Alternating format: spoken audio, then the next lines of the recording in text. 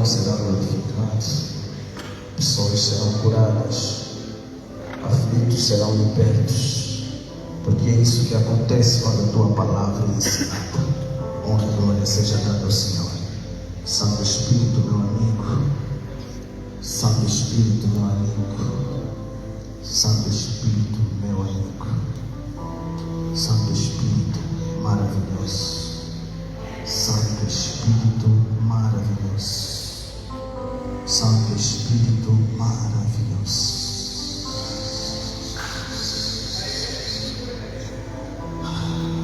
Santo Espírito maravilhoso, Santo Espírito maravilhoso, Santo Espírito maravilhoso. Hoje te agradecemos no nome do Senhor Jesus. Amém? Você pode aplaudir o Senhor pela graça de Deus. Aleluia. Podemos tomar nossos assentos, por favor. Oh, glória a Deus, seja louvado e agradecido. Amém? É maravilhoso estar aqui com vocês. Vou fazer breves considerações, porque depois de começar já a andar. Adilson Alexandre é o meu nome, eu sou vosso irmão em Cristo. Eu acho que podia parar por aqui, e isso seria suficiente. O que os servos do Senhor no passado desejavam saber, quando conhecessem alguém, era ter certeza que essa pessoa tinha Cristo e que andava com Ele, que andava com o Senhor. Aleluia. E eles tinham uma maneira muito peculiar de o fazer. Faziam a questão em que batismo foste batizado. No batismo do Senhor? Ou já foram mais longe? Na verdade, o que eles queriam é apenas aferir a profundidade espiritual da pessoa, para saber como se comunicar com Ele. O facto de saber que aquela pessoa tem Jesus era suficiente para serem considerados irmãos. Vou repetir. Adilson Alexandre é o meu nome, e eu sou seu irmão em Cristo Jesus. Você podia dar um amém? Isso é suficiente, só precisamos ter certeza disso. O resto são detalhes que não podem ser ignorados, claro, mas que não fazem parte da essência, da parte essencial. Pela graça de Deus, temos exercido o ministério há muito tempo no Senhor. Sou casado. Dentro de 4 meses faço 14 anos de casado. Essa é a parte que dá um glória a Deus. A parte principal era que eu sou teu irmão em Cristo Jesus. Mas pronto, damos glória a Deus por isso também. Tenho 3 filhos, sou pastor. Igreja Salvador Reina é a igreja que eu pastoreio. Sou pastor responsável dessa visão. Temos a sede em Luanda. Temos também uma igreja em Luanda, temos 3 ramificações. Temos a igreja também no Moambo, a dar os seus primeiros passos. E é uma bênção. Isso é só para nos comunicarmos, nos situarmos, ok? Mas com certeza não é o mais relevante. O mais relevante é que eu sou teu irmão em Cristo Jesus. Amém? E é uma bênção muito grande tê-lo aqui nessa noite. Quero louvar a Deus pela vida dos ministros, espalhados por toda a sala. Muito obrigado pela vossa presença, honramos muito a vossa vida neste lugar. Vamos aplaudir pelos ministros que estão neste lugar. Deus seja louvado. Quero agradecer pela vida desse homem maravilhoso, esse jovem abençoado. Quantos anos é que nós não vivemos assim? Desde 2007. Alguns anos atrás eu comecei a pregar por chamado de Deus. Quando eu tinha 13 anos, tive um encontro com o Senhor Jesus. É uma pena que quando se fala de encontro com o Senhor Jesus, tudo que as pessoas querem saber é se viste o anjo. Mas tive um encontro com o Senhor Jesus e foi suficiente para mudar a minha história e a história de centenas de pessoas. Acredita no que eu estou a dizer? Tive um encontro com o Senhor Jesus. E do encontro com o Senhor Jesus recebi um trabalho naquela altura quase sem base nenhuma para começar a fazer missões locais, porque todos os missionários em Luanda saíam de Luanda. E eu recebi direção de Deus para fazer missões lá dentro. comecei a fazer. E a tarefa que o Senhor me deu era pregar na rua. Então os meus primeiros cultos foram na rua. 15 anos eu estava fazendo culto na rua. Alguns cultos com mais de 60, 80 pessoas. Mas era culto mesmo, porque se marcava, tínhamos reuniões 3 vezes a semana. Todos os dias, 60, 80 pessoas sentadas, culto na rua. E de lá conheci muita gente e vou me encurtar porque eu quero ministrar a palavra.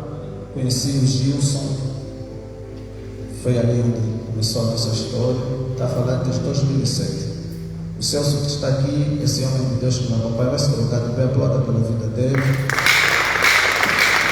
Deus abençoe. É fiel com o pastor do ministério onde estamos. Então, é uma longa história de caminhada com o Senhor. Isso só para você me permitir ministrar durante 5, 10, 15, 30 minutos que Deus permitir, ok? Então, dou-lhe a certeza que sou teu irmão em Cristo Jesus e que não lhe vou comunicar nada que não venha do Espírito, o mesmo Espírito que você tem, que é o Espírito Santo, amém? Aplaudo mais uma vez pela presença de Deus neste lugar, aleluia. Se você puder fazer mais forte, Deus é conhecido, a glória de Deus. Obrigado, obrigado, obrigado, obrigado. Ok, é tudo. É chegado a hora do tema que nos é proposto, mas vou começar com algumas considerações, porque eu julgo ser um tempo muito curto para algo tão profundo. Então vou sintetizar. E a primeira coisa que eu quero ministrar aqui é que você terá de ter paciência para ouvir, porque não é fácil ouvir um pregador de ensino. Não é o comum os pregadores de ensino, não é? E no primeiro dia eu não estive aqui, mas ontem fomos fortemente abençoados pelo homem de Deus. Vamos honrar mais uma vez a vida do homem de Deus. Obrigado pela palavra. Ok. Permita-me fazer algumas considerações interessantes. Quando se fala de Jesus, fala-se algumas coisas relevantes sobre ele. Sobretudo fala-se do seu poder. Isso é maravilhoso, vamos falar do poder. Mas existe uma coisa que no mundo do Espírito antecede o poder. Antes do poder existe algo. Sempre antes do poder tem alguma coisa. E você deveria ter interesse no que vem antes do poder.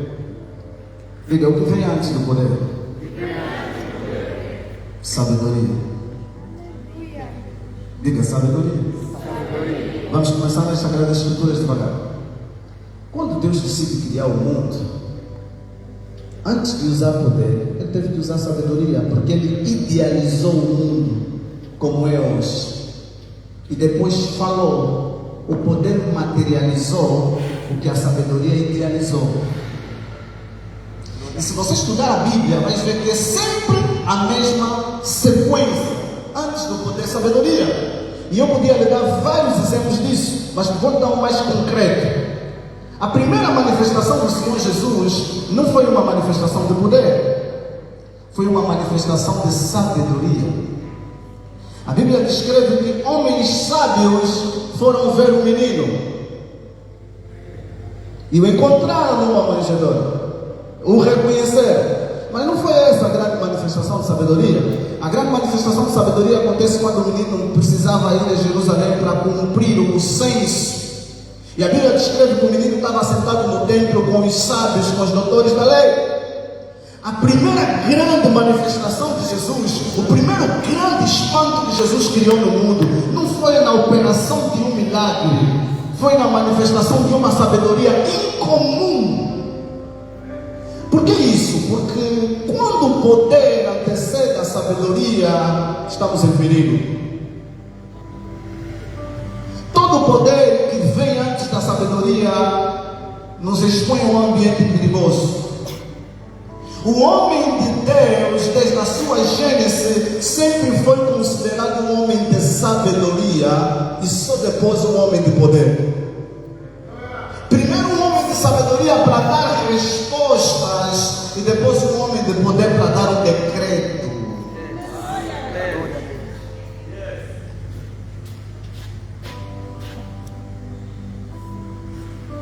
Há um espanto enorme nos homens que viram Jesus pela primeira vez.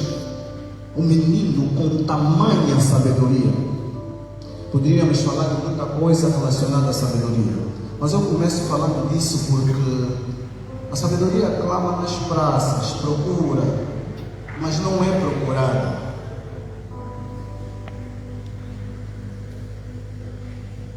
Eu não sei qual é o entendimento que nós temos sobre o poder, mas todo poder desprovido de sabedoria é muito frágil.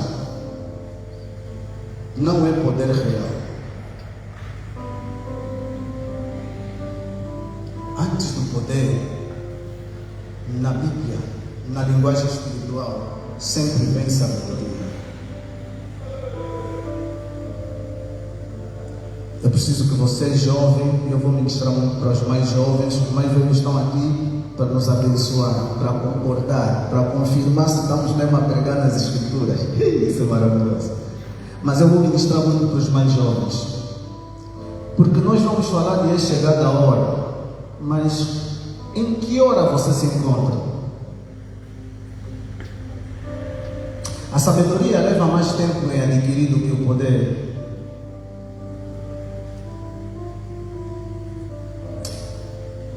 Jesus não venceu o diabo com poder. Se continuar assim para mim, está bem, porque eu não vou lhe pedir para dar nem muitas vezes. Se você puder dar quando quiser, ok? Jesus não venceu o diabo com poder. No deserto, Jesus venceu o diabo com sabedoria. A primeira derrota, na primeira mão, que era na casa do mestre, o primeiro jogo foi lá na casa do Senhor. Jesus lhe venceu com sabedoria, porque foi um diálogo. E os maiores desafios que nós teremos na vida não nos será imposto uma prova de poder, nos será colocada uma prova de sabedoria. As dificuldades que eu e você enfrentamos, na maioria dos casos, não está solicitando poder, está solicitando sabedoria. Por isso é que parece contraditório quando o pastor da tua igreja prega que nós já vencemos e somos vencedores. E há quem não gosta dessa mensagem, mas é uma mensagem bíblica e poderosa. Naquilo que Deus precisava fazer, Ele fez, e o poder vence. Mas há desafios que são nossos, e os nossos desafios vencem-se com sabedoria. Sabedoria espiritual. A Bíblia fala sobre sabedoria do alto, diferente de uma sabedoria que é animal, terrena e diabólica. Sabedoria espiritual, para perceber como funciona o mundo do espírito. Isso é mais profundo, muito maior do que filosofia, do que teologia, sem desmerecer isso. Eu sou filósofo, é a minha primeira formação superior, e eu entendo a sede que os jovens têm de sentar em conhecimento. Eu mesmo bebi dessas aulas, e é uma bênção muito grande desejar conhecimento. Só que o conhecimento é limitado, não se compara com a sabedoria. Por isso é que você vai encontrar pessoa que você conhece mais a Bíblia do que ele, mas as coisas nele funcionam mais do que em você. Glória a Deus. Porque conhecimento é informação cozinhada. Sabedoria é discernimento, é entendimento apreendido. O mundo do espírito pede sabedoria espiritual. Por isso é que você, jovem, vai fazer teologia e vai ser uma bênção. Mas você jamais confunda isso com a autoridade espiritual perante o teu líder e o teu pastor. Ouça o que eu estou a dizer. Tão jovem como você eu sou, vi muita gente se levantar, levantei muita gente no ministério, mas também vi muita gente a cair e a desistir. Eu não sei se vocês tiveram aqui a febre das comunidades. Se tiver aqui alguém das comunidades, depois podemos falar no final. Quando isso começou em Luanda, os que começaram com isso, muitos deles foram pessoas que eu ganhei para Jesus. Você não sabe a mágoa que isso me traz e as lutas que eu tive que enfrentar, na tentativa de mostrar às pessoas que conhecimento está dentro de uma caixa, sabedoria está dentro de outra caixa. Na verdade, o conhecimento é uma parcela da sabedoria, não é o todo da sabedoria. Digo isso no coração para você que me ouve nessa noite. Busca a sabedoria espiritual. Lutamos muito contra as valências que uma pessoa deve ter como um homem de Deus. A humildade, não seja vaidoso, tudo isso que nós falamos e reivindicamos, na verdade são as manifestações, as deficiências da sabedoria. Porque você não vai encontrar homem verdadeiramente sábio que não sabe a relevância da humildade. Você não vai encontrar homem verdadeiramente sábio que não sabe a importância da simplicidade. Até no mundo tem isso. Eu disse que você tem que ter paciência para me ouvir se desejar aprender alguma coisa. Quando Aquiles chegou numa cidade em que conquistou, encontrou um filósofo, o Diógenes. Diógenes é um filósofo muito contraditório, controverso. Porque Diógenes entrou numa profundidade de conhecimento, que o conhecimento lhe neutralizou a vida. Ele estudou tanto que perdeu o sentido na vida. Lembra aquele mito que falava antigamente que estudar muito faz ficar maluco? É baseado na experiência que algumas pessoas tiveram no passado com o conhecimento. Tiveram uma experiência muito negativa com o conhecimento. Mas acontece que Diógenes foi longe demais na sua observação no conhecimento. Então ele decidiu negar tudo, viver uma vida sem nada. Diógenes vivia num barril. E a cidade ia consultar Diógenes para ele falar coisas relevantes. E é que o homem era cheio de conhecimento. Então quando Aquiles domina a cidade de Diógenes, vai ter com ele, chega e diz a Diógenes. Olhou para ele, Diógenes olhou de volta. E Diógenes simplesmente o ignorou. Aquiles sentiu-se ofendido e disse: sabes quem está perante você? Você sabe, aquela expressão, você sabe quem eu sou? Muito cuidado com determinadas expressões, porque saem de pessoas ignorantes e você não é esse tipo de pessoa. Então não copia coisas de pessoas que não se parecem com você.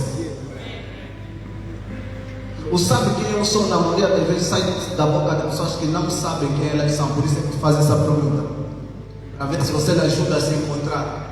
Então aqui está dizendo: você sabe quem eu sou? E Diógenes olhou com a sua ignorância e disse: Senhor, faz favor, sai da frente, porque estás a tapar o meu sol.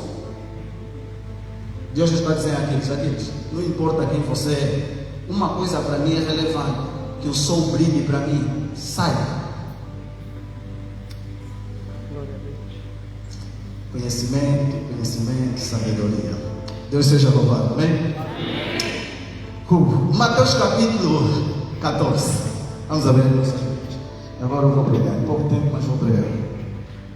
Gostaria de passar mais alguns detalhes sobre isso. Ok, Mateus tem uma mensagem para nós no dia de hoje. Mateus, você conhece essa história, eu vou ser agora dinâmico para não roubar muito tempo, até porque estamos a falar de agora. Mateus capítulo 14, versículo 13, diz a palavra do Senhor: e Jesus, ouvindo isto, retirou-se dali num barco para um lugar deserto, apartado. E sabendo o povo, seguiu a pé desde as cidades. E Jesus, saindo, viu uma grande multidão e, possuído de íntima compaixão para com ela, curou os seus enfermos. E sendo chegada a tarde, os discípulos aproximaram-se dizendo: o lugar é deserto e a hora já é avançada. Despede a multidão para que vão pelas aldeias e comprem comida para si. Jesus, porém, lhes disse: não é mister que vão, dai-lhe voz de comer. Palavra do Senhor. O texto tem o que nos interessa e que me foi proposto. Eu vou ser fiel naquilo que me foi desafiado. O lugar é deserto e a hora é já avançada. Nós queremos falar sobre hora, é chegada a hora, e isso nos submete a um tema relevante, que é um tema de sabedoria. Vamos falar sobre tempo. Quando falamos sobre hora, Deus ontem mencionou isso. Estamos a falar de tempo. E na Bíblia aparecem duas vertentes. Há uma altura que fala hora como um tempo determinado, há uma altura que aparece hora como um tempo indeterminado. Então, quando você tiver a ver hora na Bíblia, tenta decifrar se está a falar de um tempo determinado, ou seja, a hora exata, ou se está a falar de um tempo ainda não determinado, um momento. E quando lemos esse texto, encontramos uma coisa interessante. Jesus sai do sítio onde estava, do lugar onde estava, porque ele estava em Jerusalém. Se você fizer uma avaliação do texto que antecede esse, você vai ver que Jesus recebe uma notícia triste por quanto João Batista foi decapitado. Foi antes ou depois de João Batista ser decapitado. Sendo que João Batista foi decapitado, entristeceu o coração do Senhor. Mateus diz que ele vai para um lugar deserto. Mas é preciso fazermos um cruzamento entre os evangelhos sinóticos para entendermos o que o texto está tentando nos dizer. Na verdade, o que Mateus relata que Jesus vai a um lugar deserto é descrito melhor em Lucas, faz menção mais adequada sobre isso. Especifica que o Senhor saiu de Jerusalém e foi a Betsaida.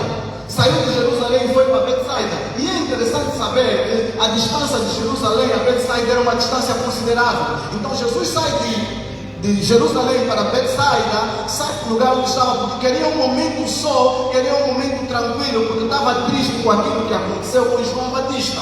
A multidão tinha uma grande necessidade em estar com Jesus. A multidão tinha uma grande necessidade em estar perto de Jesus. A multidão tinha necessidade. A multidão tinha necessidade. Não importa quão perfeito, quão bonito tenta ser o nosso discurso, a multidão se aproxima de Jesus pela necessidade. Nós não vamos conseguir alterar isso, e nem é nosso trabalho mudar isso. Nosso trabalho é permitir que a multidão encontre Jesus, ao invés de fazer questionamento, qual é o motivo que te traz para Jesus. Eu vejo muita pregação rosa dizer que as pessoas não podem vir a Jesus por causa da cura, as pessoas não podem vir a Jesus por causa da prosperidade. Olha o que eu estou a dizer. A Bíblia sempre mostrou que a multidão segue Jesus em resposta de uma necessidade. Você que é pregador, não prega mais assim, não fala mais isso. Não, as pessoas estão a vir porque querem dizer, não, as pessoas vêm por causa da necessidade. As pessoas tinham necessidade de estar perto com Jesus. Nesse caso, a necessidade qual era? Haviam muitos doentes, haviam muitos enfermos naquele lugar. As pessoas tinham um problema. Jesus saiu de Betsaida, onde ele saiu de Jerusalém para Betsaida. Há um relato mais ousado no livro de Marcos, que diz que antes que ele chegasse do outro lado, a multidão já estava lá. Ninguém sabe como fizeram isso, ninguém sabe qual é o caminho que usaram, mas a necessidade fez com que as pessoas corressem para Jesus, porque as pessoas sabiam que Jesus correspondia às suas necessidades. Quando estamos a pregar Jesus, estamos mesmo a falar, Jesus é que salva, mas também estamos a falar mesmo, Jesus é que cura, estamos a falar também, Jesus é que prospera, estamos a falar, Jesus também é que abençoa. Não há nada de limitação em pregar a mensagem no seu todo. Não vamos restringir a mensagem à eternidade, porque as pessoas têm problema hoje na terra. As multidões seguiam porque tinham necessidade. Quando lemos o texto, vamos ver uma coisa interessante. A Bíblia diz que Jesus, vendo a multidão, se encheu de compaixão. Mas tem pessoas que não têm compaixão, pessoas que se chamam da igreja. Quer perguntar se você está vindo aqui por quê? Qual é o teu motivo? Se você não veio aqui para ser salvo, então volta. Aqui não é lugar para falar de beijo. Esse é outro Jesus que você está a pregar? Esse é outro Jesus que você está a pregar? A mensagem do Evangelho é completa. A Bíblia diz que Jesus teve compaixão da multidão. Jesus não julgou a multidão por ter se aproximado dele pela necessidade.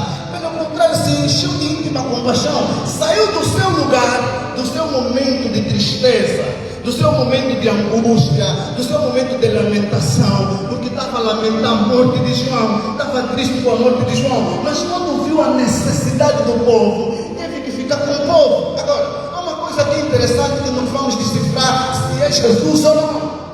Não é o motivo que traz o povo para Jesus, é a resposta que Jesus dá ao povo que deve ser analisada. Você nunca vai conseguir mudar as motivações das pessoas, mas é a resposta que Jesus, o Jesus que nós vamos a pregar, é igual a esse Jesus que está aqui em Betsaida. O Jesus em Betsaida diz a Bíblia que primeiro ensinou a multidão, sentou as pessoas, ensinou, pregou e depois curou os enfermos.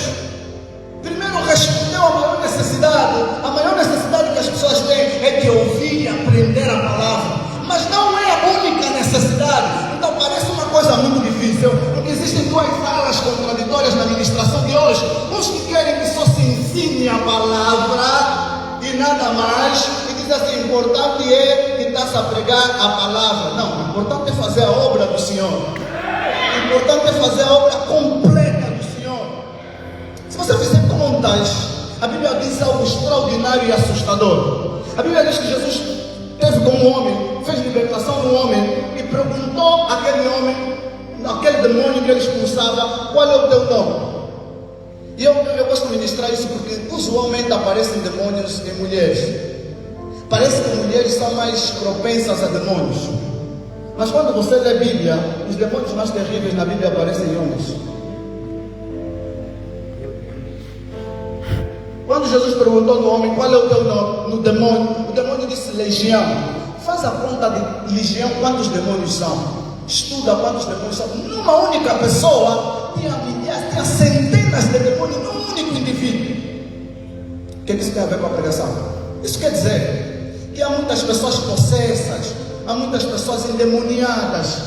Então, se alguém está a ensinar a palavra e depois de ensinar está a expulsar demônio, não há problema algum. O único que as pessoas se está a ensinar a palavra, se está a pregar a palavra, se está a ensinar a Bíblia. Alguém está comigo nessa noite? Jesus ministra a multidão, fala com a multidão, libera a multidão, liberta a multidão. Só que o tempo avançou e aparecem os discípulos. Aparecem os discípulos. Os discípulos têm uma preocupação diferente da preocupação do povo. Quem tem necessidade não olha para a hora. Glória a Deus. Glória a Deus. Quem tem necessidade não está preocupado com a hora. Quando você já está bem, daqui a bocado você vai querer sair daqui porque você está bem. Você precisa ir para a tua casa, sentar, descansar e acabar o domingo, não é segunda-feira. Mas quem tem necessidade real não olha para o tempo. Se alguém nessa noite veio faminto, desesperado, com alguma situação espiritual, com uma necessidade de resposta, não vai olhar para a hora. Mas os discípulos olharam. Os discípulos se preocuparam com a hora. E eu amo uma coisa nesse texto. Eu vou sentar muito nesse texto. Eu amo uma coisa nesse texto. Porque esse texto fala da primeira relevância que a hora tem. A hora ela, e o tempo, de forma geral, ele se conecta com outros elementos da vida. O tempo, a hora, é dos elementos mais determinantes na vida. Quando alguém morre, a única coisa que deveríamos dizer é: acabou o seu tempo. Acabou o seu tempo aqui nessa realidade. Então, o tempo é algo relevante, muito mais do que nós podemos imaginar. Porque quando os discípulos falam com o mestre, dizem uma coisa interessante: o lugar é deserto e a hora é avançada. A combinação da vida esconde um segredo aqui: o lugar e o tempo. Metade dos problemas que eu e você enfrentamos está relacionado com esses dois elementos. Parece uma dicotomia, mas faz muito sentido. Por um lado o lugar e outro o tempo. Deixa eu te explicar isso de forma bem básica. Imagina eu dentro da barriga ou do ventre de uma mulher. Apesar de eu não ter muita altura, não faz muito sentido você me imaginar dentro do ventre de uma mulher. Porque o meu tamanho não é compatível para estar dentro do ventre de uma mulher. Mas por quê? Só por causa do tempo. Já passou o tempo em que eu poderia estar dentro do ventre de uma mulher. Então há uma combinação de vida que você precisa entender, que vai misturar o lugar e o tempo. Eu posso estar naquele lugar. Um ser humano pode estar no ventre de uma mulher, mas há um tempo para ele estar dentro do ventre de uma mulher. A gestação ela é boa ou má, se cumprir ou não cumprir o tempo. Porque o processo de gestação está determinado no tempo. Se ficar pouco tempo no ventre, o que é que vai acontecer? A criança vai nascer, pode nascer com um problema, porque não deu tempo para se formar na plenitude, por completo. Não se formou completamente. Problema de tempo. Se ficar muito tempo, pode não provocar grande problema da criança, mas pode provocar problema da mulher. Porque o corpo da mulher tem um tempo que consegue suportar uma criança dentro do ventre. Então, isso é resposta para a nossa vida. Há coisas na nossa vida que estão desajustadas, porque não houve uma coordenação perfeita entre o tempo e o lugar.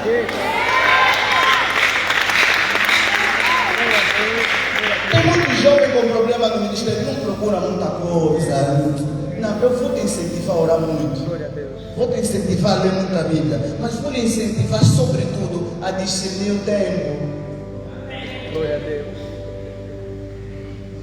Discernir o tempo. Há um tempo que é tempo de preparação.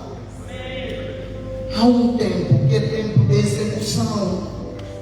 Metade dos jovens que eu chamo para o aconselhamento, o problema deles é tempo. Porque no tempo da preparação querem fazer execução. A comida tem um tempo para ser confeccionada. Não vale dizer já cozinhei. Lancei a massa na água, deixei 2 minutos direito. Não, você vai comer massa crua. Porque por causa do tempo, há um tempo para que o alimento seja confeccionado. Se você é jovem e não percebe isso, você vai pensar que Deus não ouve as tuas orações. Glória a Deus. Obrigado, Jesus fez um milagre excepcional.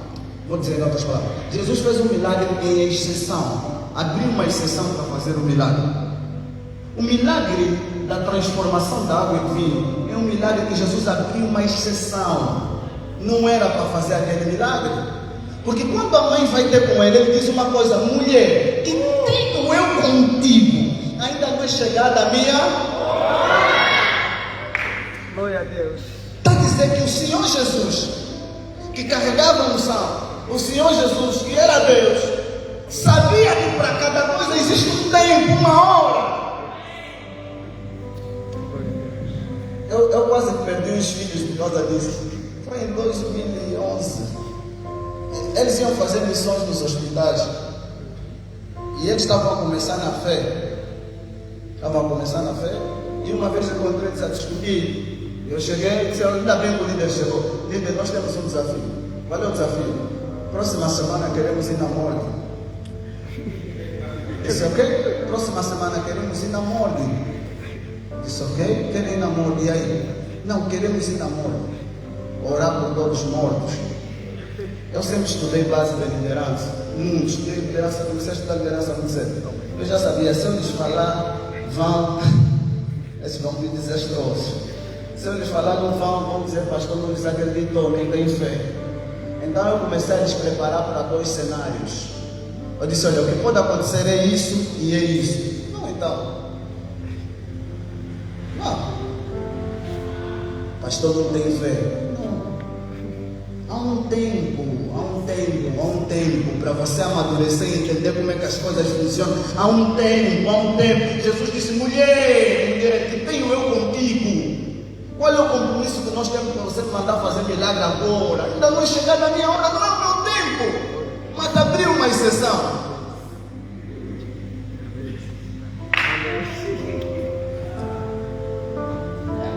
Vou repetir algo que Deus quer colocar em teu espírito. E esse tem sido o problema da igreja. A igreja é um corpo preparado para ser forte, tremendo, extraordinário. Para isso acontecer, nós temos que receber todos os dons. Um corpo precisa de todo tipo de nutrientes. Ontem você recebeu um tipo de nutriente para animar, para te fortalecer, para a tua alma estar fortalecida. Hoje eu estou a trazer uma mensagem para colocar no teu espírito e trazer resposta de pergunta que você ainda não fez. Glória a Deus. Glória a Deus. Algumas coisas que eu vou falar são respostas de pergunta que você ainda não devias ter feito, mas Deus vai dar resposta antes de você fazer essas perguntas. Você deve estar se perguntar, ou devia estar a perguntar: por que eu tenho alguns problemas? Qual é a área da tua vida que você está a enfrentar grande dificuldade? Acredita, está de uma ou outra forma relacionada com o tempo. Está direto ou indiretamente relacionada com o tempo. Algumas vezes nós deixamos o tempo passar. Se você deixa o tempo passar, você complica algumas situações na tua vida. Algumas vezes nós nos adiantamos no tempo. Se você deixa o tempo se adiantar-se no tempo, você vai ter complicações na tua vida. Então não amaldiçoa o teu chamado, não amaldiçoa a tua vida, não amaldiçoa o teu relacionamento. Reconheça que você precisa ajustar o tempo. É possível ajustar o tempo. É possível regular o tempo. A diferença de fornicar e não fornicar é o tempo. Isso é quando falam de fornicação. como se fossem a falar coisa do outro mundo. Não, fornicação é fazer sexo antes de estar casado. E a diferença é só o tempo. Tem um tempo que é para você fazer sexo quando ela se tornar tua mulher, quando ele tornar teu marido. Tem um tempo. Se você fizer fora do tempo, há consequências, porque você está fora do tempo. Foi isso. Não é Deus que não te gosta, pode viver uma fraqueza espiritual, o diabo está a atacar. Não, você não está decidindo o tempo. É só isso. Se nós entendemos assim, tudo se torna simples.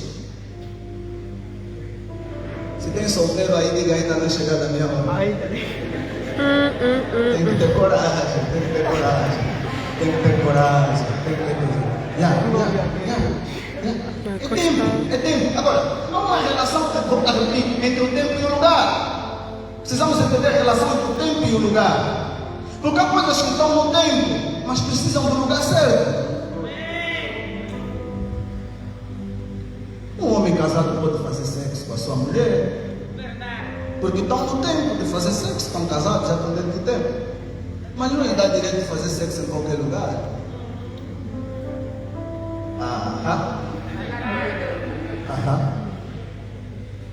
Uma mulher pode usar qualquer roupa que ela quiser, da mais comprida, mais curta, mas a questão é o lugar.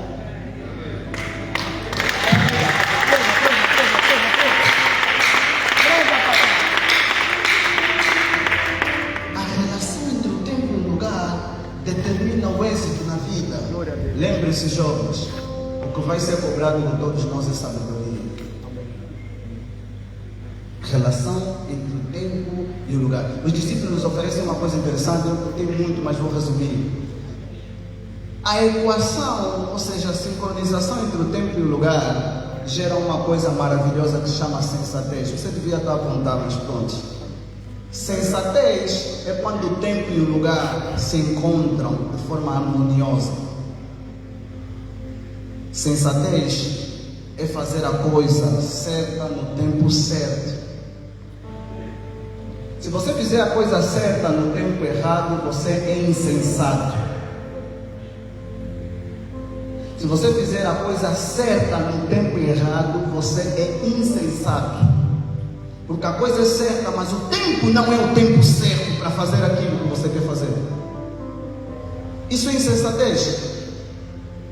A sensatez é o encontro entre o tempo. Eu amo os discípulos foram sensatos. Quando eles falam com Jesus, estavam a falar assim: mestre, sejamos sensatos, porque o lugar é deserto e a hora já é avançada. O lugar é deserto e a hora já é avançada. Não combina. Nós temos um problema no lugar e temos um problema no tempo, na hora. Não combina. Quando não há combinação entre tempo e lugar, é insensatez. Mas Jesus sempre tem resposta, porque nada passa a Jesus. Você não vai dizer a Jesus que ele está sendo insensato. Ele sabia que os discípulos estavam certos, mas ele tinha um plano para aquilo. Ele estava tranquilo. Os discípulos deram uma solução resumida, aparente, e disse: olha, vamos despedir o povo, vamos lhes mandar para as aldeias, para eles comprarem comida. Então Jesus identifica que o problema era a comida. No tempo e no lugar teria um problema grave de comida. Amados, hora, tempo e lugar na Bíblia várias vezes está relacionada com alimento. Na Bíblia, a hora, o tempo e o lugar estão relacionados com alimento. Alimento é prioridade nos assuntos de Deus para com o homem. Alimento é prioridade nos assuntos de Deus com o homem. Provérbios capítulo 3 diz uma coisa interessante: honra o Senhor com a tua fazenda e com as primícias de toda a tua renda. E depois assim diz: então se encherão os teus celeiros, se encherão de trigo os teus celeiros, e de mostos de vinho os teus lagares. Quando você estuda a ordem cronológica desse texto, a Bíblia é perfeita. A Bíblia é um livro extraordinário. A Bíblia é um livro assustador de tanta perfeição. Preste bem atenção. Honra o Senhor com a tua fazenda e com as primícias de toda a tua renda. Quando você honra a Deus, Deus vai tratar de ti, mas ao tratar de ti, Ele vai tratar de forma prioritária. Primeiro, Ele vai fazer com que se encham de trigo os teus celeiros. Está a dizer assim, olha, a prioridade de Deus sempre é nutrir ou satisfazer a necessidade básica. A necessidade básica do homem é alimento. E na altura, falar de alimento era fácil, era só falar de trigo. Por isso é que o texto ordena assim: então se encherão de trigo os teus celeiros. Só que isso é um nível. Esse é um nível. A maioria dos crentes aceita, decide, se conforme viver no nível de ser alimentado. E a Bíblia fala desse nível de ser alimentado. A Bíblia diz, garante que se você tiver fé e honrar a Deus, você vai estar alimentado, não vai te faltar alimento. Só que não é o único nível, porque no mesmo texto diz: se encherão de trigo os teus celeiros, se encherão de moscos os teus lagares. Aqui já é outro nível. Era fácil alguém ter um celeiro para cultivar trigo, mas era de elite alguém ter uma vinha. Vinha na Bíblia era um negócio de pessoa de elite. Acabe tem uma história interessante com um homem chamado Nabote, porque Nabote tinha uma vinha que lhe foi deixada por herança, ou seja, Nabote tinha tudo para viver uma vida confortável, porque o pai dele lhe deixou uma vinha. Então Acabe queria ficar com a vinha de Nabote. Esse nível aqui de vinha já é outra coisa. Amém. Eu espero que você não se contente de viver como crente só no nível de trigo e celeiro.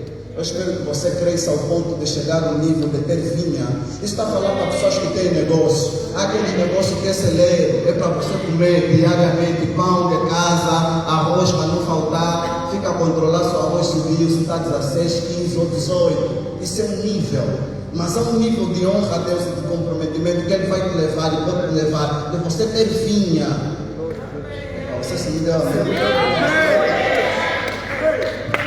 Ok. Mas deixa ela falar sobre isso. Tempo e lugar falam sobre alimento. Tempo e lugar falam sobre alimento. Até porque o alimento é daquelas coisas que mais respeita e honra o tempo. Creio que foi século XIII. Não preparei, mas deixa eu ver se consigo puxar. Creio que foi do século XIII para o século XIV. O mundo viveu uma história terrível de fome. É o período que antecedeu a peste negra. O mundo viveu um período terrível de fome, terrível, por uma razão: o tempo não foi regulado. Há um tempo para o inverno e há outro tempo para o verão. Se Deus mexesse nisso, e eu gosto de falar com meus amigos e sábios que pensam que entendem muito, se Deus mexesse nisso, é suficiente para acabar com o mundo. Se Deus mexesse nesse processo, inverno, verão, não vou falar as outras estações, primavera, outono, porque aqui não faz tanto sentido, né? De forma geral. Mas se Deus mexesse no inverno e no verão, amados, eu e você entraríamos em ruínas, só se não se cumprisse o tempo. Há um tempo para o inverno, há um tempo para o verão. Houve uma fase no mundo, com certeza século XIII, que não aconteceu isso. O inverno se estendeu durante muito tempo, quase 2 anos, que chovia e fazia frio, chovia, fazia frio, chovia e fazia frio, chovia e fazia frio. O mundo entrou em desgraça. A desgraça foi tanta que as pessoas foram obrigadas a matar seus animais de estimação para comer. Pessoas comeram cães. Foi tão grave, que pessoas matavam outras pessoas para se alimentar. Mas foi tão grave que desenterravam cadáveres de pessoas que morreram de fome para se alimentar. Lê a história. Mas na Bíblia também acontece isso. Na Bíblia tem uma história que certo rei estava a passear e encontra 2 mulheres. E as mulheres estavam num conflito porque tinham feito um acordo. E o acordo era: quando chegar o momento, primeiro vamos comer o teu filho, depois do tempo vamos comer o meu. A mais perto pediu: vamos comer primeiro o teu. E comeram. E na hora de comer a outra não queria. A terra estava num momento tão grave, a situação era tão grave. Por quê? Por causa de Elias. Elias parou o tempo e determinou que durante um tempo não ia chover. Glória a Deus. Glória a Não sei Deus. se você está acompanhando isso. Eu não sei se você está pensando que eu vou pregar. Eu não sei se está, ok? Vamos lá devagarinho. Elias parou o tempo e provocou essa situação. E houve confusão porque a mulher comeu a filha do outro e não queria que comesse o seu filho. O que eu estou a tentar lhe mostrar nessa hora, nesse momento? Há um tempo que deve ser respeitado. Eu podia lhe falar muito mais sobre o tempo, mas o tempo é pouco para lhe falar de tempo. Glória a Deus. Em nome de Jesus. Eu gostaria de lhe falar mais para você dar importância nisso. Isso é nos pequenos detalhes. O tempo que você gasta na vida vai te fazer falta lá à frente. Há um tempo que você deve estar a aprender. Se você não respeitar esse tempo, vai te fazer falta lá à frente. Temos um grave problema na sociedade em geral. O problema está nos homens. Os relacionamentos estão com muitos problemas, porque mais de 80% dos homens não estão preparados para relacionamento. Minhas irmãs, me deram a mente. Não dá para fazer campanha eleitoral numa vida. Preste bem atenção. O problema, eu estou a falar com dados sérios. Eu sou pastor há alguns anos já. Eu atendo pessoas, atendo família. E quando fizemos radiografia, metade dos problemas, se não a maioria, está nos homens. Por uma razão muito simples. O tempo que os homens deviam se preparar para o relacionamento, estão a fazer outras coisas. Você que é solteiro, tem que se preparar para entrar no relacionamento, cuidar de uma família. Os jovens não fazem isso, perdem tempo a fazer exercício. Pensam que no casamento a única coisa que vai ser cobrada é só isso. Quão excelente você é se relacionar com a tua mulher. Não é isso. Eu queria falar mais sobre o tempo. Eu podia pegar a Bíblia e lhe falar sobre o tempo. Eu posso lhe falar sobre o tempo na crucificação de Jesus. E há uma coisa interessante na Bíblia quando refere-se ao tempo dentro da crucificação de Jesus.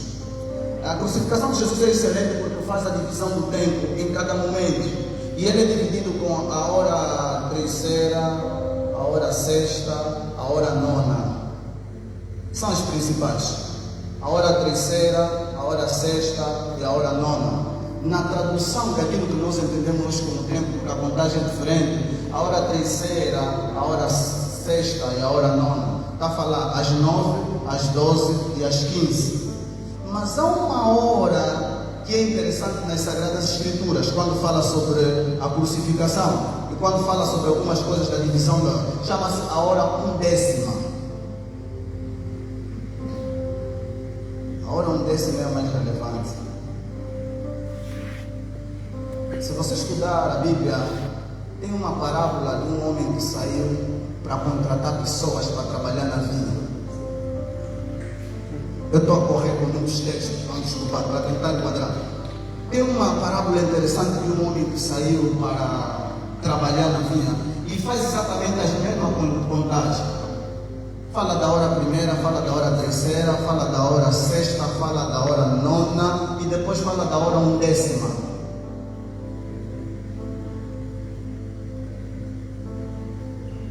Eu poderia lhe falar de tempo nisso. Porque cada coisa em Jesus tem o seu significado. É interessante que na hora sexta da crucificação, a Bíblia diz que houve trevas na terra. Ou seja, na hora sexta, não acontecia naquele lugar. Vou a falar que tempo está relacionado com o lugar. Visitamos alguns países estranhos.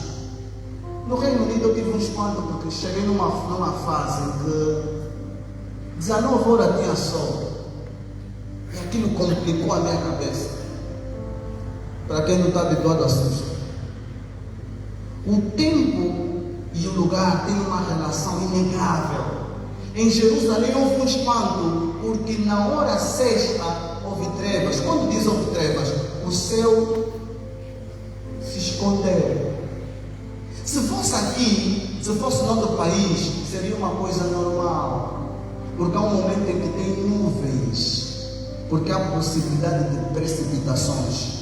Mas naquele lugar, em Jerusalém, foi algo estranho, porque 12 horas lá sempre tem sol.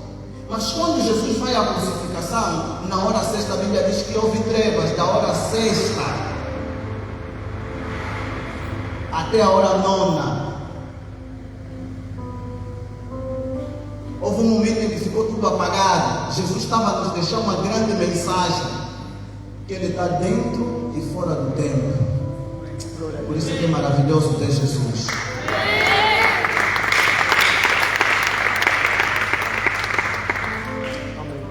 Eu poderia pregar mais sobre o templo, mas é chegada a hora, me submeta a um entendimento. E eu termino dizendo o seguinte: houve um tempo e há um tempo. Diga, houve um tempo e há um tempo. Outra vez, houve um tempo e há um tempo. Necessário nos é fazer divisão do tempo, o passado e o presente. A maioria das pessoas faz confusão com dois tempos. Houve um tempo em que um profeta tinha uma escola. Houve um tempo que o profeta estava a instruir pessoas. E dentre os instruídos, um teve um problema. Pediu um machado emprestado. Os milagres do Velho Testamento são milagres emprestados. Amém. Diferente daquilo que parece, diferente daquilo que a maioria das pessoas acredita hoje, que há maior legitimidade em milagres do Velho Testamento do que do Novo. Se você estudar a Bíblia devagar, você vai ver que os milagres do Velho Testamento são milagres emprestados. Os milagres do Velho Testamento são milagres para preparar os milagres que aconteceriam no Novo Testamento. O milagre da abertura do mar é uma preparação do milagre de andar sobre o mar. Jesus.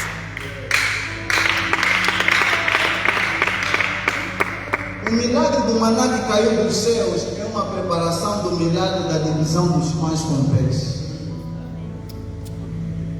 Mas houve um tempo em que o machado se perdeu. E o profeta teve de recuperar o machado que se perdeu. O machado mergulhou na água. Um machado que mergulha na água perde as propriedades mais aguçadas de cortar a árvore. Houve um tempo que era mais difícil fazer o corte das árvores, porque o machado emprestado caiu sobre as árvores. Mas passou um tempo, e é um tempo que nasce, onde um profeta se levanta e diz assim: o machado está posto na raiz das árvores, e toda árvore que não dá fruto é cortada. Houve um tempo e há um tempo.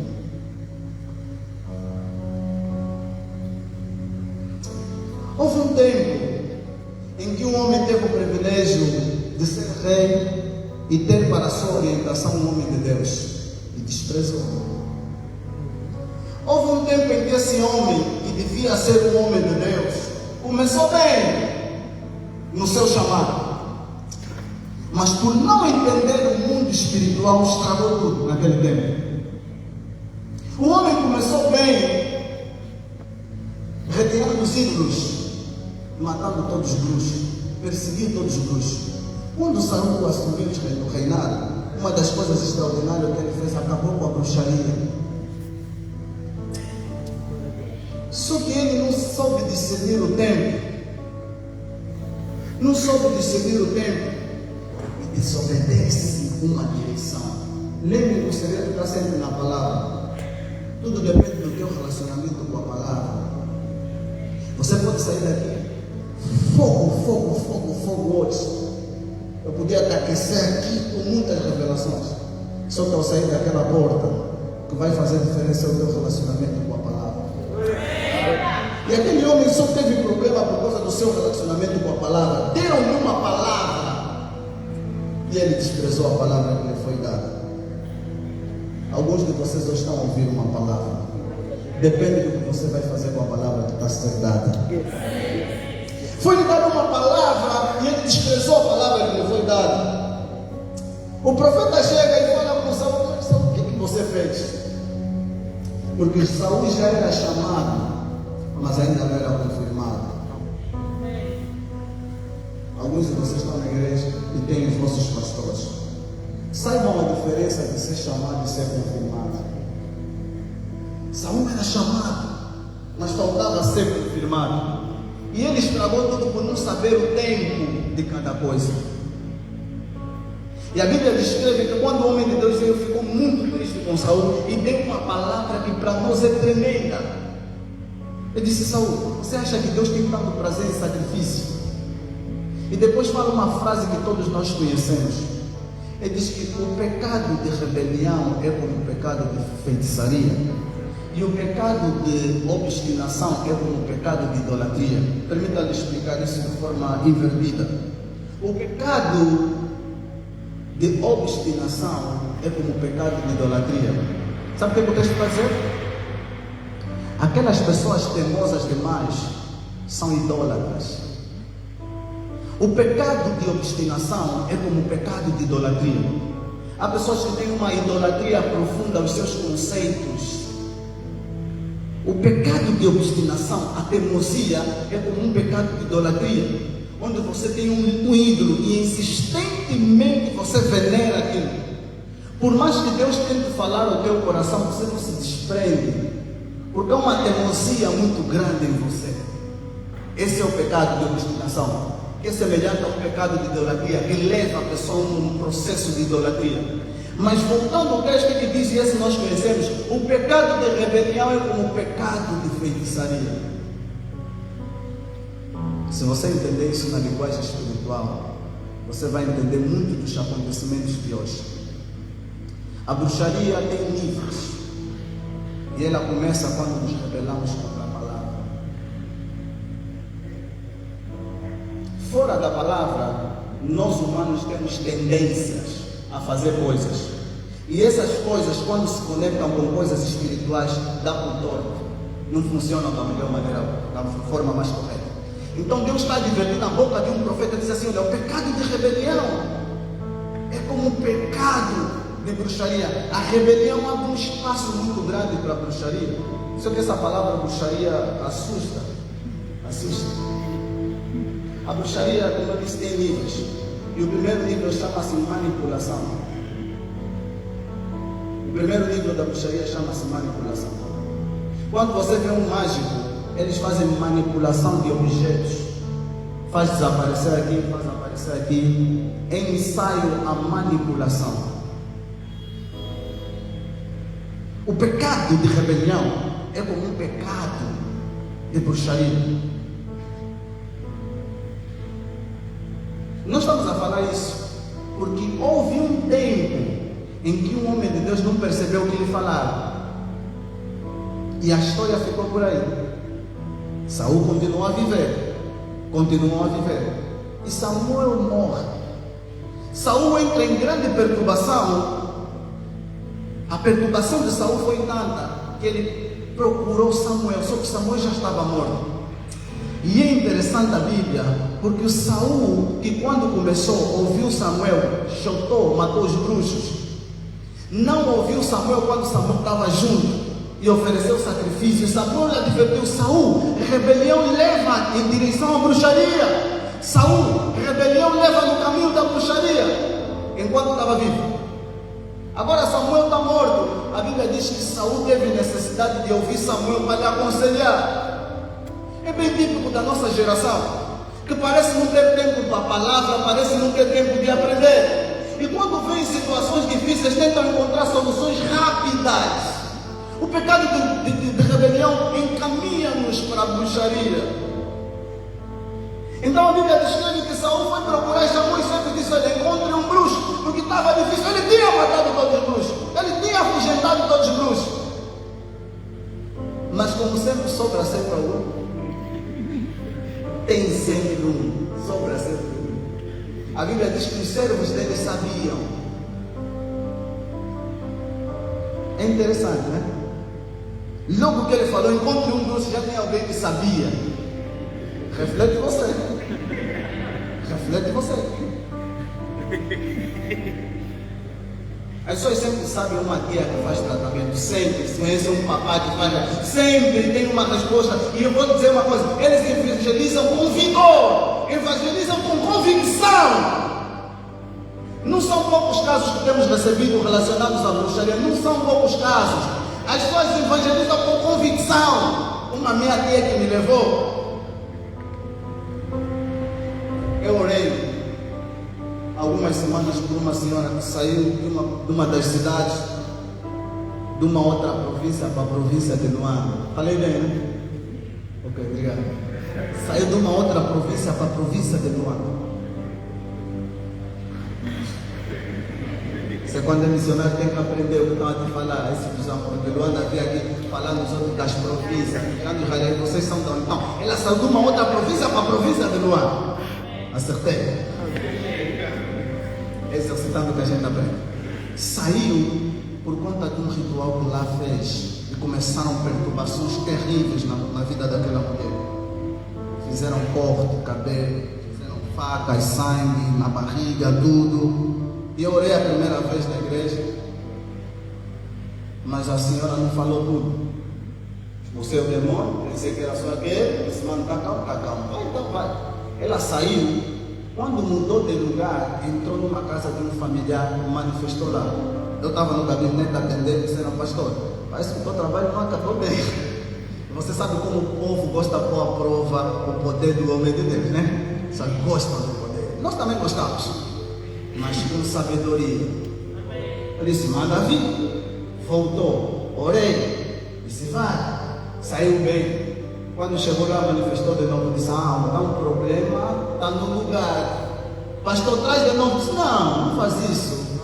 Um erro não se comete duas vezes. A revelação já veio, você vai estragar a revelação. Eu vou lá. E me desloquei e fui para lá.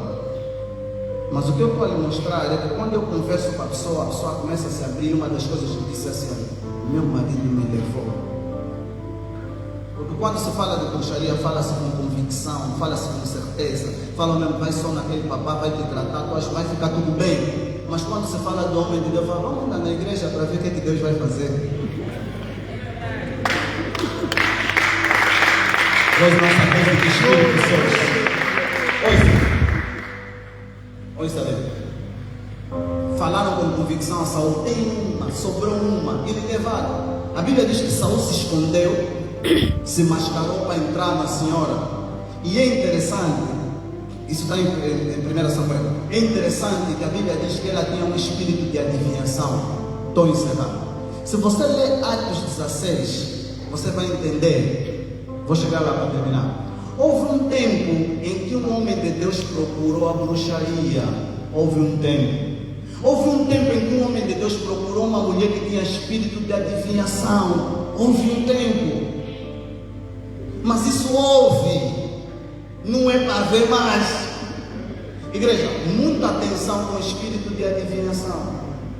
Já me tentaram algumas vezes. É difícil comigo. É difícil. Espírito de adivinhação é diferente do que revelação espiritual. É diferente do que uma revelação que o Espírito de Deus dá. É diferente. Então, quem deseja navegar nisso, espiritualmente falando, tem que estudar a diferença da palavra de sabedoria, a palavra de conhecimento e a profecia. Se não estudar bem isso, vai cometer erros. Porque o reino das trevas é uma cópia não autenticada do reino de Deus. Não somos nós que estamos a imitar a eles estão a nos imitar. Não devíamos ser nós a copiar os que eles estão a fazer, deviam ser eles a copiar o que nós fizemos. Mas você acha que é mesmo demasiadamente difícil Deus falar a um homem de Deus alguma coisa sobre a tua vida? Não é. Só que tem um detalhe em Deus, ninguém pode esforçar isso. Deus fala como quer, quando quer e não te quer. Essa é que é a questão. Eu disse que bruxaria significa que manipulação.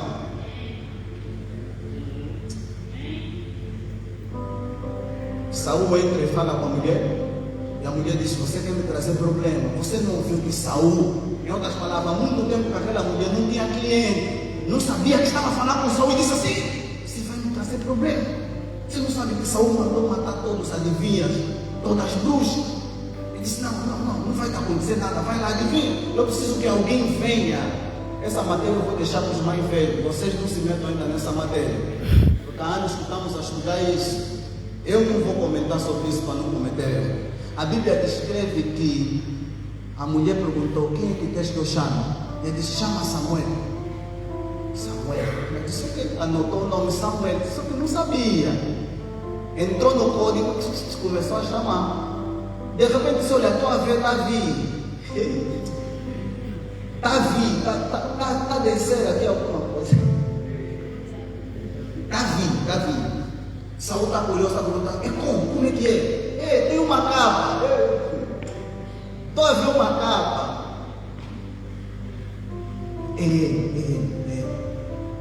Essa é a matéria que eu deixo para os mais velhos estudar. O que é aquilo que apareceu naquele momento? Não vou comentar. Mas o ponto é: houve um tempo em que um homem de Deus consultou uma mulher para lhe adivinhar.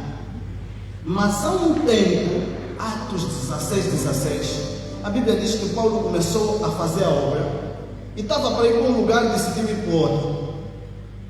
É interessante sempre ver as conexões dos lugares na Bíblia. Não deixa passar isso quando estiver a ministrar, porque Jesus saiu de Jerusalém para Betsaida. Alguém está comigo? Betsaida é a cidade da grande pesca, mas Jesus vai num lugar deserto. Parece na Bíblia, porque Jesus, a Bíblia diz que vai para um lugar deserto, mas Betsaida é chamado lugar de uma pesca grande. Tinha porto, tinha lugar deserto, mas tinha um mar. Porque se você estudar a estrutura do passado, Jerusalém estava desse lado à esquerda estava Betsaida, à direita estava Querosim, por trás de Querosim estava Cafarnaum. E é interessante que Jesus escolhe Betsaida e vai para Betsaida. Os lugares têm significado, porque eles se conectam com o tempo. Glória a Deus. Na tua vida está determinado que há um tempo que você tem que estar em determinado lugar. Se você não entender isso, vai ser difícil a tua vida avançar. Você é da igreja, o culto é domingo de manhã, 8 horas. Quando você não está 8 horas no culto, você está num tempo, no lugar incorreto. Naquele momento você tem que estar na...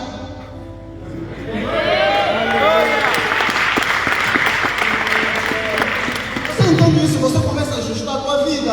Aquele é o momento que você não pode fazer mais nada. Aquele é o momento que você não pode se distrair com mais nada. É um tempo e um lugar que devem concordar. Não é só uma vez, um dia, quando calha, não. É um tempo e um lugar que não pode. Se você estiver naquele tempo, no lugar incorreto, você está por conta própria.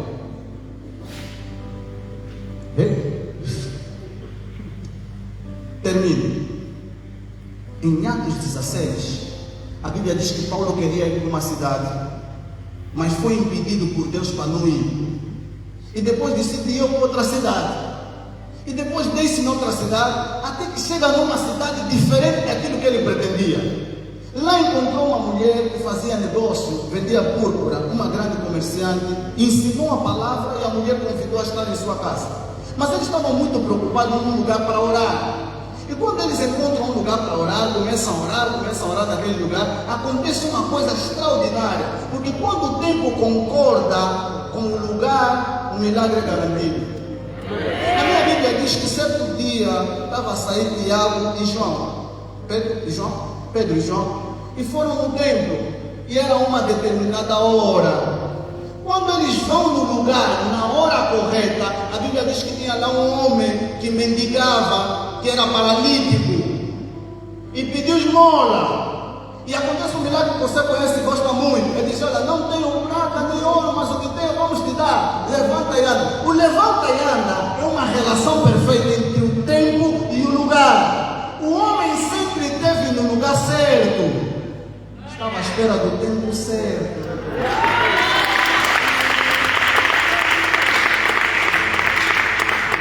Então Paulo está no lugar, concorda com o tempo. A Bíblia diz que veio uma mulher com espírito de adivinhação. Houve um homem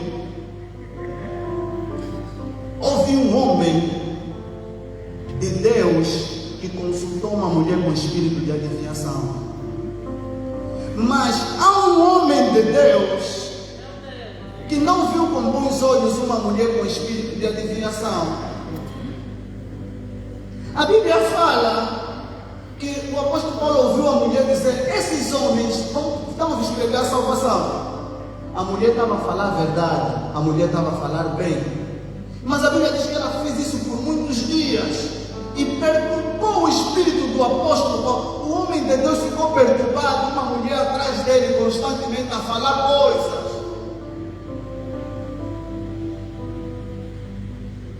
Aquela mulher era uma escrava, tinha senhores e dava muito dinheiro aos seus senhores por causa do espírito da adivinhação.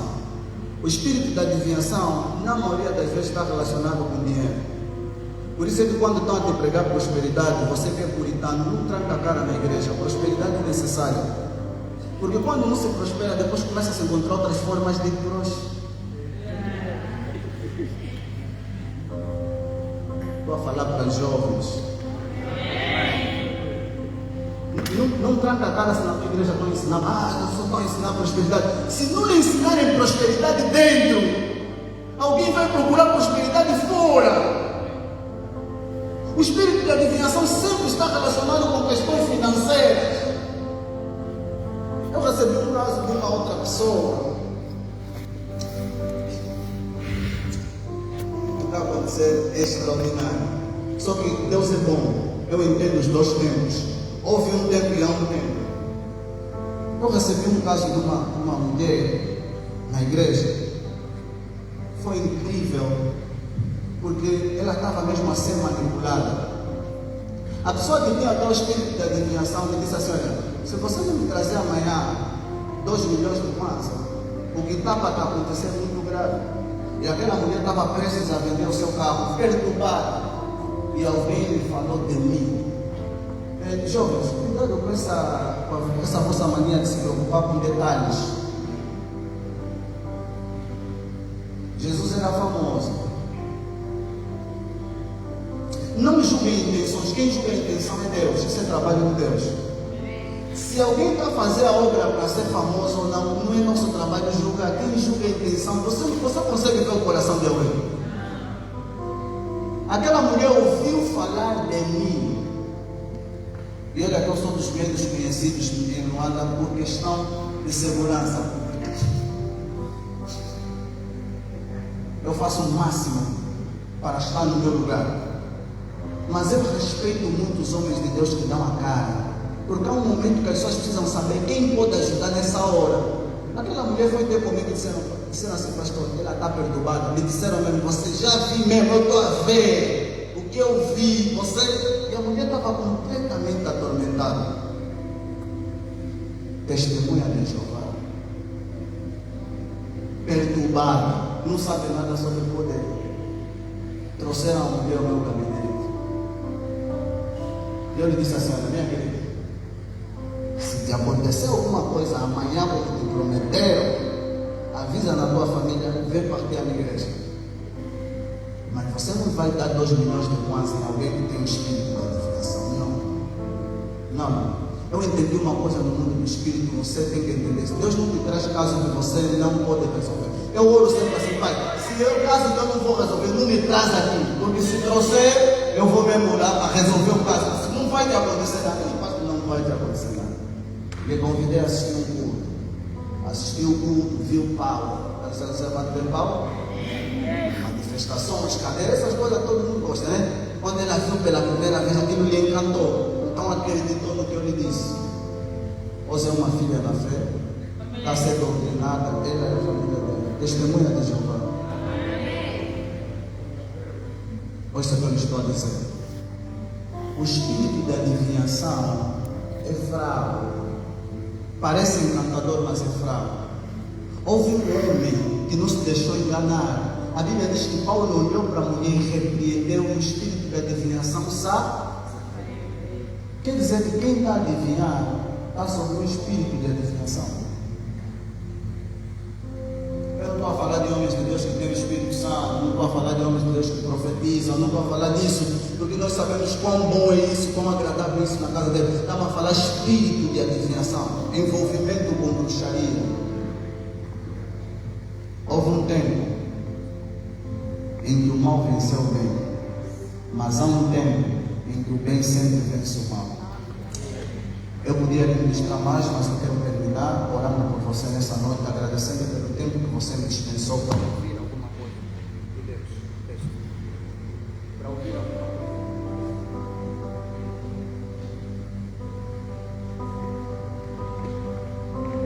Glória a Deus. Aleluia. Eu quero orar por você para nós terminarmos.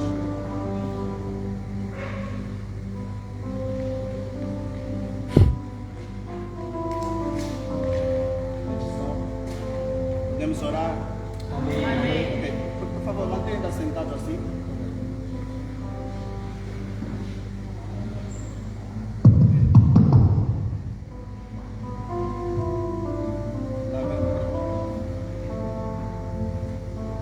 Ok. É chegada a hora em que a unção de Deus deve envergonhar as obras das trevas. Pois é que eu vou dizer. No Egito Antigo, a bruxaria era uma prática normal.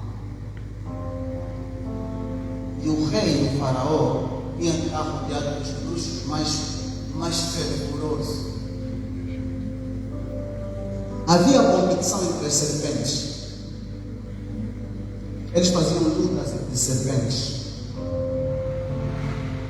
A serpente que vencesse a outra dava a qualificação daquele como bruxo de relevância. Então ele passava a ser o líder dos bruxos, porque a serpente tem mais força do que a serpente dos outros. Eles sabem linguagem espiritual. Então, Deus, sabendo disso, quando envia Moisés, lhe testa segundo o exercício do Egito. Diz: Moisés, pega a vara que está na tua mão e lança. E Moisés faz o exercício. Diante de Faraó, quando Moisés começa a pregar a palavra, falar o que Deus queria fazer, libertar o povo, era necessário passar por um teste. E qual era o teste? Era o teste da serpente. Era o teste da serpente. O texto da serpente fala de algo espiritual profundo. Eu não sei se posso entrar em tudo, mas se você estudar bem a história de Moisés, você vai ver que houve uma relação muito forte com coisas espirituais, e a serpente aparece sempre como um símbolo presente. Porque houve um tempo em que Deus testou o segredo da serpente, mas houve um tempo que Deus provou que não há ritual, bruxaria ou feitiçaria que se compara à sua glória. Por isso é que ele diz: pediram sinais, e eu vou dar um. Assim como Moisés levantou a serpente no deserto, importa que o Filho do Homem seja levantado. Há uma linguagem espiritual quando Jesus compara a serpente que Deus pediu a Moisés que fosse erguida no deserto com a sua morte e ressurreição. Isso para lhe dar conforto, que não importa o tamanho da bruxaria que pode ser feita, Deus revelou, venceu e destruiu o poder da serpente. Isso é o que eu estou a falar. Eu estou ensinando para você entender coisas espirituais. Porque às vezes passamos rápido demais, vamos por fogo rápido demais. É bom, mas tem dias que Deus quer fazer diferente para nos ajudar a compreender. Moisés lança a sua vara e a vara se transforma em uma serpente. Amados, isso não impressionou os bruxos do Egito. Eles estavam acostumados a uma prática daquele desafio de serpente. E a Bíblia diz que eles fizeram a mesma coisa. E as varas também se transformaram em serpente. Está falando de coisas espirituais. Sempre que nos congregamos, sempre que uma igreja começa um culto, sempre que um pastor se levanta para pregar, começa alguma atividade espiritual. Você não vê, mas há uma atividade espiritual, há um combate, há alguma coisa espiritual acontecendo naquele lugar. O que nos falta é entender o que se passa, ter discernimento espiritual, porque nós hoje percebemos bem algumas coisas necessárias, mas precisamos nos apegar às coisas indispensáveis, e as coisas indispensáveis são espirituais. Então, quando Moisés lança a serpente, ninguém assustou com Moisés falando ou apresentando serpente, também lançaram. O respeito e o medo veio quando a serpente Moisés incluiu a serpente dos bruxos do Egito.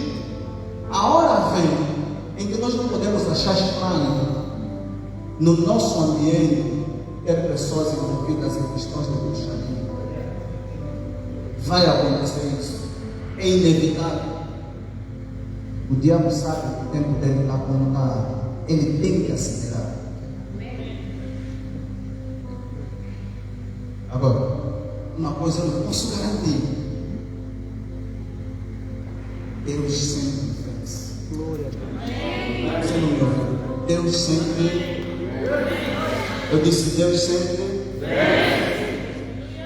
Se você está aqui nessa noite e pertence a uma família que está envolvida em questões espirituais, e no passado houve um tempo em que fizeram rituais e esses rituais dominaram a tua casa e a tua família, nós não vamos fazer muito tempo, vamos já interceder, mas eu só tenho uma palavra para você. O lugar e a hora são a combinação perfeita para um milagre. Chegou a hora e você está no lugar em que você pode se desfazer disso. E eu lhe dou garantia do que estou a falar nessa noite. Não sai daqui da mesma maneira como você entrou. Não sai daqui da mesma maneira como você entrou. Permita-me orar para terminar. Pai, no nome de Jesus Cristo, eu vou entregar cada pessoa neste lugar.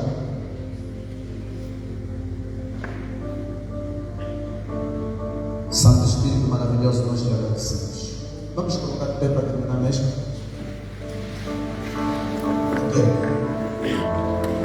Thank you, Jesus.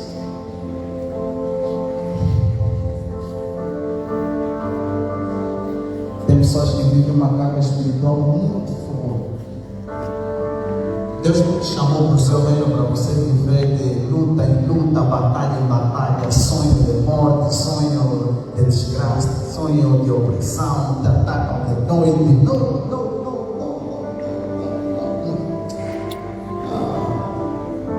Ao nome de Jesus, todos os joelhos se dobram. Eu disse ao nome de Jesus, todos os joelhos se dobram. Eu disse ao nome de Jesus, todos os joelhos se dobram. Se você recebeu essa palavra e tem uma necessidade espiritual, eu estou a liberar agora pela graça de Deus, pela autoridade que me é confiada, a unção neste lugar, para quebrar correntes na tua vida, para quebrar correntes na tua casa, para quebrar correntes na tua família. Não, eu não estou a falar de manifestações, estou a falar de libertação. Toda manifestação precisa ser visível, nem toda libertação precisa ser visível. É alguma coisa que se constrói no interior de cada um de nós, se manifestando ou não. Eu estou a orar pela tua vida hoje, porque chegou a hora de você viver um novo tempo na presença de Deus. Chegou a hora de você viver uma nova atmosfera na presença de Deus. Algumas pessoas que estão aqui, e enquanto eu orava, senti forte de Deus isso. Algumas pessoas que estão aqui estão cansadas demais, muito cansadas. Cansadas de tudo. Cansadas do peso. Cansadas da responsabilidade. Cansaço. Cansaço é um processo que deve ser controlado. Porque quando se prolonga durante muito tempo, nos torna vulneráveis. Existe uma palavra na Bíblia que se chama refrigério, renovo. E eu estou a declarar para você no nome de Jesus Cristo. No nome de Jesus Cristo. No nome de Jesus Cristo. No nome de Jesus Cristo. No nome de Jesus Cristo. No nome de Jesus Cristo. No nome de Jesus Cristo.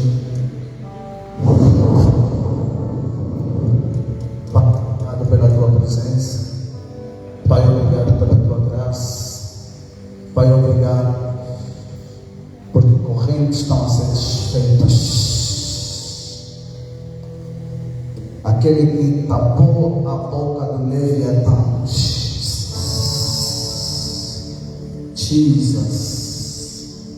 Jesus, Jesus, Jesus, Jesus.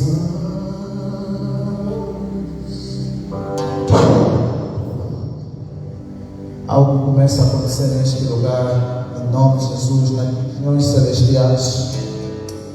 Tomamos a autoridade plena sobre essa atmosfera. Jesus, Jesus. Começa a falar devagarinho com o Senhor. Jesus. Acredita que Ele está no nosso meio. Acredita que Ele está entre nós. Acredita que Ele está aqui hoje, dando ao teu coração, fazendo um trabalho forte. Você hoje entendeu a palavra dele. Oh Jesus, oh Jesus. Assim mesmo devagar, porque ela flui de qualquer forma. Não há só uma maneira da unção fluir. Não espera os gritos. Ela pode vir no barulho, ela pode vir no silêncio, mas o certo é que o Espírito de Deus está a fazer algum trabalho aqui, porque estamos a declarar no nome de Jesus. Eu amo essa unção que trabalha não somente no nosso corpo, mas no nosso espírito. Algumas pessoas estão a sentir as cargas a saírem dos seus ombros. Algumas pessoas precisam de uma restauração urgente da sua vida espiritual. Está a acontecer agora no nome de Jesus. Está a acontecer agora no nome de Jesus. Está a acontecer agora no nome de Jesus. Está a acontecer agora no nome de Jesus. Está a acontecer agora no nome de Jesus. Está a acontecer agora no nome de Jesus. Está a acontecer agora no nome de Jesus. Está a acontecer agora no nome de Jesus. Você vai experimentar uma nova atmosfera depois desse tempo, depois desse momento. Você ouviu a palavra, você ouviu o Evangelho, você ouviu a palavra, você ouviu a palavra. A palavra é suficiente para produzir algo forte em você. A palavra é suficiente para produzir algo forte em você. A palavra é para o teu coração, o teu espírito. Deixa que Deus faça um trabalho em você. Deixa que Deus se move em você. De forma real, de forma real, de forma real, de forma real, de forma real, de forma verdadeira, de forma verdadeira, de forma autêntica, de forma real, de forma real, de forma verdadeira, de forma autêntica. Jesus, Jesus, Jesus, Jesus, Jesus, Jesus,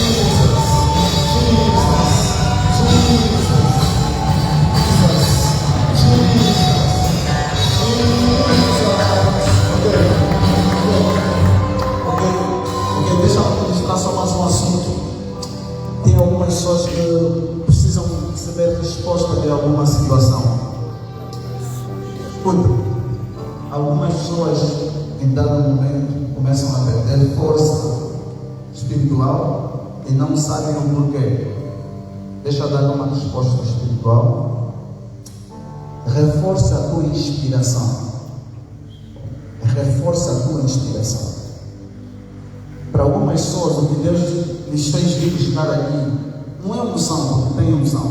Não é palavra, porque tem palavra. Mas tem um elemento no meio da unção e a palavra que se chama inspiração. Deus está falando com alguém.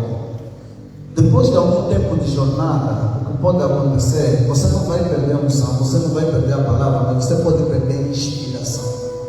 Porque para fluirmos em Deus, precisamos de inspiração. Essa é a resposta para alguém que está neste lugar. Reforça a tua inspiração. Reforce a tua inspiração. O que te inspira. Pare de focar em coisas que te desanimam. Pare de estar em ambientes que te contradizem. Se foca e se envolva da tua inspiração. Pessoas que te inspiram. Pessoas que te inspiram. Coisas que te inspiram.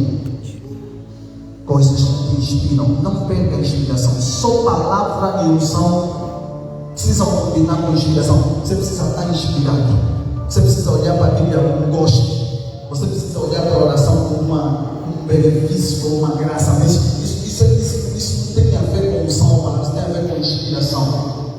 perca a tua inspiração. Sai do lugar, sai da atmosfera que mata a tua inspiração. Olha só o que Deus está falando com você. Sai do lugar, sai da atmosfera que mata a tua inspiração. Que Deus te possa inspirar de novo. Eu sei que muitas pessoas vieram nessa noite com a esperança de que uma coisa acontecesse de forma muito grandiosa. Na Bíblia está precisando. Não. Tudo que na Bíblia está precisando já está aqui mesmo. Já está aqui. Tudo que na Bíblia está precisando vocês têm. Só não percam a inspiração. Só não percam a inspiração. Quem fala para você alguém que ministra Jesus há 20 anos, ouça o que eu estou a dizer. Não perca a inspiração. Não perca a inspiração. Para de se focar naquilo que não te inspira. Para de ouvir pessoas que te desanimam, pregadores que te colocam para baixo, que te fazem sentir vergonha do Evangelho. Não dá crédito a isso. Não perca a tua inspiração. O diabo não pode tocar na unção que já está dentro de você. Ele não pode tocar na palavra que você tem no teu coração, mas ele pode te afetar matando a tua inspiração. Que isso seja uma resposta para a tua vida no nome de Jesus. Que seja para o teu ministério no nome de Jesus. Que seja uma resposta para você nesse lugar no nome de Jesus. Ok. Oremos ao Senhor. Estamos a terminar, as intercessões vão subir para nós orar, mas eu quero que você receba um bocadinho mais da presença do Espírito de Deus aí onde você está, mais um pouco, receba mais dessa conexão espiritual, não mecânica, não esforçada, espontânea, natural, sem esforço, mas algo real, algo que está sendo produzido no teu espírito. Pai, nós te agradecemos mais uma vez, Santo Espírito maravilhoso, nós te louvamos, nós te agradecemos, nós te bendizemos, maravilhoso Espírito Santo, nós te louvamos, nós te agradecemos, nós te exaltamos, porque tu és bom, a tua benignidade dura para sempre. Aquele que se entrou neste lugar condenado está saindo perdoado com a consciência do perdão. Aquele que entrou cansado está saindo restaurado, Senhor. Aquele que entrou desanimado está saindo inspirado, Senhor. Aquele que entrou doente está saindo curado, Senhor. Esse é o efeito da tua palavra. Mesmo quando os olhos não veem, esse é o único efeito da tua palavra. Porque a tua palavra não volta para ti vazia, prospera naquilo pela qual é enviada. E nós hoje te agradecemos no nome e no sangue de Jesus. No nome e no sangue de Jesus. No nome e no sangue de Jesus. No nome e no sangue de Jesus. No nome e no sangue de Jesus. Amém? Aplauda o nome santo do Senhor. Bem forte. Bem forte. Bem forte. Bem forte. Bem forte. Aleluia. Aleluia. Vamos encerrar sobre a orientação da direção do programa. Vamos encerrar fazendo a oração final. Pediram para chamar aqui o pastor Emanuel. Você acredita? Pastor Emanuel, chamaram a minha pastor. Pastor Emanuel, quem é meu pastor? Vocês não sabem, esse homem de Deus tem uma história tremenda comigo. Um dia eu venho para contar isso. Aplauda a Deus pela vida desse homem. Aleluia. Meu amigo, nós nos vimos há quase 20 anos. Aleluia.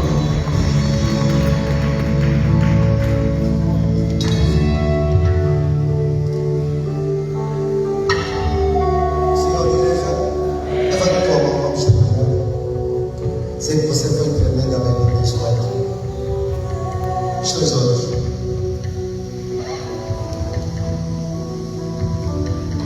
Segura esse beijo. Medita. Toda honra, toda glória seja dele, Senhor. Que não seja apenas palavra. Que não seja algo apenas para nos animar. Mas que gere impacto, transformação, e possamos discernir o tempo e o lugar.